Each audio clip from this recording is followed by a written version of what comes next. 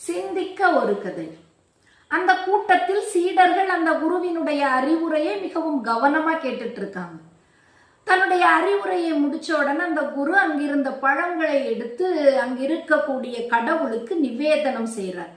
செய்து முடிச்சுட்டு மீதம் இருக்கக்கூடிய பழங்களை தன்னுடைய சீடர்களுக்கு கொடுக்கணும்னு நினைச்சு முன்னாடி அமர்ந்திருந்த சீடர்கள்ல ஒருத்தனை கூப்பிட்டு அவன் கையில் அந்த தட்டை கொடுத்து சொல்றாரு, இந்த பழங்களை இங்க இருக்கக்கூடிய சீடர்களுக்கு கொடு. ஆனா முதலாவது நீ யாருக்கு கொடுக்கணும் அப்படின்னா, யார் மீது இதுல நீ மிகவும் நம்பிக்கையும் அன்பும் வைத்திருக்கிறாயோ அவனுக்கு கொடு அப்படின்றாரு.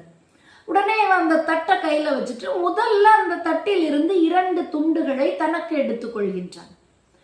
இப்ப திரும்ப குருவை நோக்கி செல்கின்றான். இப்ப குரு அவனை பார்த்து கேட்கிறாரு, இப்ப நான் சொன்னதை நீ நல்லா கவனிச்சியா? முதல்ல நான் யாருக்கு கொடுக்க சொன்னேன்? நீ யார் மீது அதிக நம்பிக்கையும் அன்பும் வைத்திருக்கிறாயோ அவனுக்கு தானே கொடுக்கணும்னு சொல்லிட்டு நான் சொன்னேன். ஆனா முதல் பழங்களை நீ உனக்கு எடுத்துக்கிட்டியே எப்படின்னு கேட்கிறாரு. உடனே அந்த சீடன் அந்த குருவுக்கு பதில் சொல்கின்றான், ஆமாம் குருவே, நீங்க சொன்னதை தான் நான் செய்தேன்.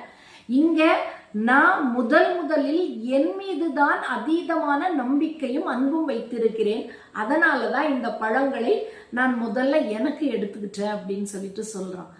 உடனே குருவும் அவன் சொன்ன அந்த கருத்தை ஏற்றுக்கொள்கின்றார். முதல்ல நம்மளை நாம அன்பு செய்ய பழக வேண்டும், நம்மை நாம் நம்ப பழக வேண்டும். அதுக்கப்புறம் தான் அடுத்தவர்களை அன்பு செய்வதும் அடுத்தவர்களை நம்புவதும்.